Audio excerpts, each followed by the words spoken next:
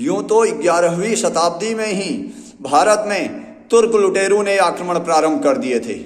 उन्होंने भारत में हर उस स्थान को लूटा, वहां पर आक्रमण किए जो धार्मिक एवं आर्थिक दृष्टि से महत्वपूर्ण थे।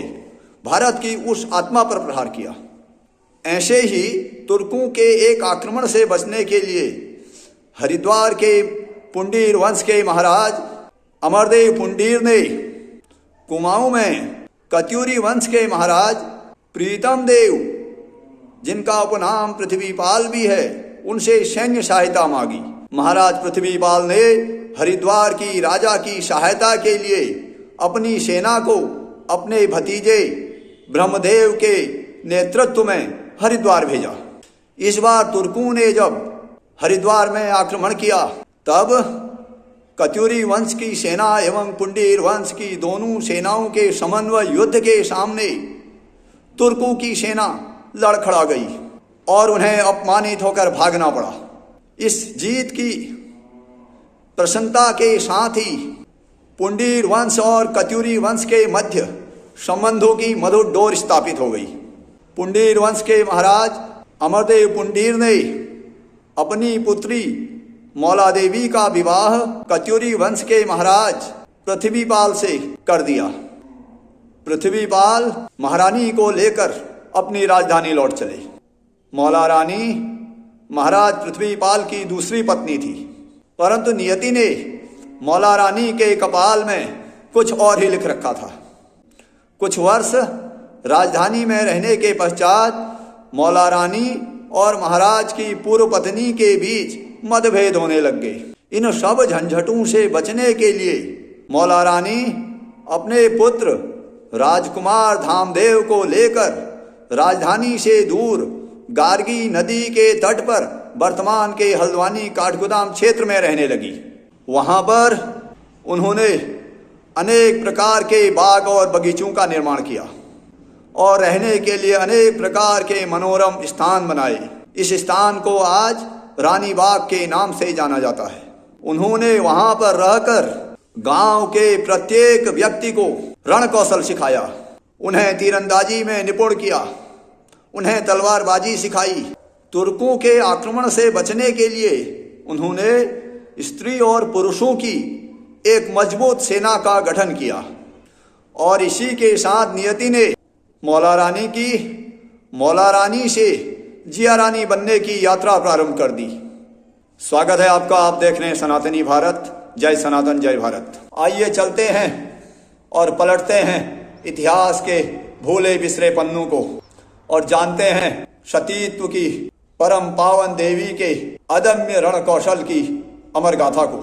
इतिहास में उन्हें वह सम्मानजनक स्थान मिला हो अथवा न हो, पर उनकी स्मृति में बने उस चित्रशिला घाट की प्रत्येक शिला आज भी चीख चीख कर यह कहती है, हाँ मैं हूं उस अदम्य रण कौशल की साक्षी जिसे उन्होंने अपनी आंखों से देखा है। दौर था 1398 ईस्वी का, जब मध्य एशिया समरकंद वर्तमान उज्बेकिस्तान से एक तुर्क एवं मंगोल नस्ल का लुटेरा भारत में जिहाद फैलाने की इच्छा को लेकर भारत के पश्चिमी प्रांतों को लूटता हुआ, मंदिरों को तोड़ता हुआ, सभ्यताओं को रौंदता हुआ सिंधु, झेलम एवं रावी नदियों को पार कर वर्तमान के पंजाब पंच प्रदेश पहुंचता है। वहां पर बड़ी मात्रा में लूटपाट मचाने के बाद वह दिल्ली में आ धमका। दिल्ली में उस समय खिलजियों को हराकर तुगलक वंश पहले से ही लूटपाट मचाने के लिए कुंडली मार कर बैठा था। उसने दिल्ली में आक्रमण कर दिया और बहुत बड़ी मात्रा में लूटपाट मचाई। उसने दिल्ली के आसपास के क्षेत्रों में मेरठ, गजप्रस्थ वर्तमान के गाजियाबाद, आगरा अनेक स्थानों पर लूटपाट करी। वह लुटेरा तैमूर लंग भारत में इस्लाम को तलवार और जिहाद के दम पर फैलाकर गाजी बनना चाहता था। उस घृणित विचारधारा के अनुसार हिंदुओं को कत्ल कर, उनकी स्त्रियों को बेचकर, मंदिरों को तोड़कर मूर्तियों को खंडित करने वाला गाजी कहलाता था और ये गाजी की उपाधि सूफी दिया करते थे, जिनकी मज़ारें आज आपको जगह जगह देखने को मिल जाएंगी। पर अफसोस, तलवार की दम पर जिन लोगों का धर्मांतरण हुआ वह तो आज उन पीर मजारों में अपना माथा टेकते ही हैं, परंतु अनेक हिंदू और माताएं बहनें भी उन मजारों में धूप अगरबत्ती लेकर गड़े हुए मुर्दों की पूजा करती हैं। यह बहुत ही शर्मनाक है।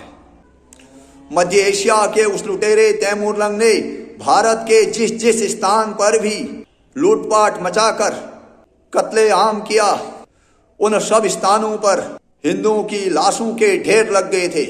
उस लुटेरे के सैनिक हिंदुओं के नरमुंडों को ठोकर मार कर चलते थे।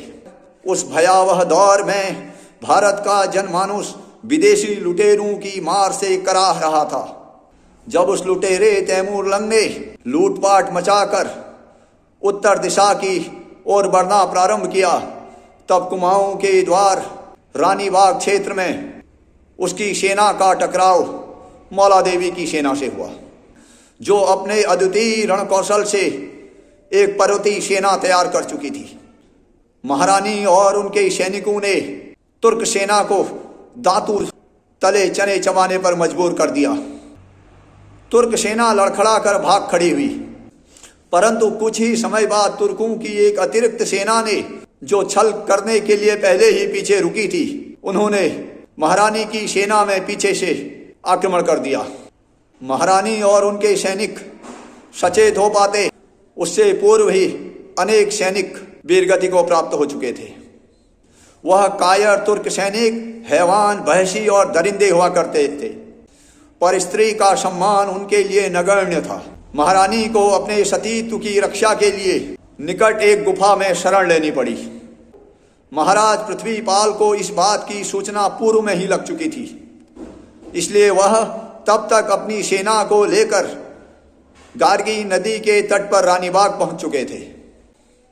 कत्यूरी वंश की पराक्रमी सेना ने तुर्क सेना में आक्रमण कर दिया। तुर्क सैनिक कायरों की तरह भागने लगे। कत्यूरी सेना ने उन्हें अपने राज्य की सीमाओं से दूर खदेड़ भगाया और इसके साथ ही महाराज पृथ्वीपाल महारानी और उनके अंगरक्षकों को साथ लेकर अपनी राजधानी लौट चले। कुछ समय पश्चात महाराज पृथ्वीपाल की मृत्यु हो गई। राजकुमार धामदेव छोटे थे, इसलिए राज्य की सभी जिम्मेदारियों का निर्वहन महारानी मौला देवी ने किया। महारानी परम विदुषी होने के साथ साथ एक कुशल रणनीतिज्ञ भी थी। उन्होंने तुर्कों के आक्रमण से बचने के लिए स्त्री और पुरुषों को युद्ध अभ्यास कराना प्रारंभ कर दिया और राजधानी में एक नई मजबूत सेना का गठन किया। उन्होंने अपने राज्य में तरह तरह के नौले, पंचक्की एवं अनेक प्रकार के भवनों का निर्माण करवाया। उनके शासनकाल में कत्यूरी वंश अपने परम उत्कर्ष में था। महारानी की पकड़ प्रजा में मजबूत होने लगी और ख्याति चारों दिशाओं में फैलने लगी। अब प्रजा उन्हें जिया रानी कहने लगी, जिसका अर्थ होता है जन्म देने वाली माँ के समान प्रिय। माँ अपनी प्रजा को अपने पुत्रों के समान पुत्रवत प्रेम करती थी, इसीलिए प्रजा भी उन्हें राजमाता जिया रानी कहकर संबोधित करते थे। राजमाता जिया रानी भगवान शिव की परम भक्त थी।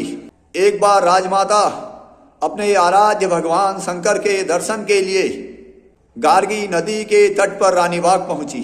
जब वह गार्गी नदी वर्तमान की गौला नदी में स्नान कर कर भगवान शिव के मंदिर की तरफ बढ़ रही थी, तब पीछे से, जो कि यह जानते थे कि मकर संक्रांति को माता वहां प्रत्येक वर्ष आती हैं, वह घात लगाकर बैठे थे।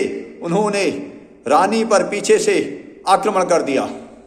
चूंकि रानी पुरुष सैनिकों को पीछे ही छोड़कर आई थी, रानी के साथ कुछ अंगरक्षक और रानी स्वयं अकेली थी। अब रानी और उनके अंगरक्षक तुर्क सैनिकों से घमासान युद्ध करने लगे। राजमाता जिया रानी को अपने केश बांधने तक का समय नहीं मिला। वह तुर्क सैनिकों पर रणचंडी बनकर कूद पड़ी। उनकी तलवार एक बार जब चलती थी, कई तुर्क सैनिकों की गर्दनें उखाड़ फेंकती थी। रानी के साथ कुछ मुट्ठी भर अंगरक्षक थे, फिर भी उनके अदम्य रणकौशल से तुर्क सैनिकों में खलबली मच गई। रानी के अंगरक्षकों ने रानी को वहां से चले जाने की सलाह दी, परंतु राजमाता जिया रानी ने जाना स्वीकार नहीं किया। उन्होंने अपने अंगरक्षकों से कहा कि वह रक्त की अंतिम बूंद तक शत्रुओं से युद्ध करेंगी। अब रानी के सभी अंगरक्षक भी मारे जा चुके थे।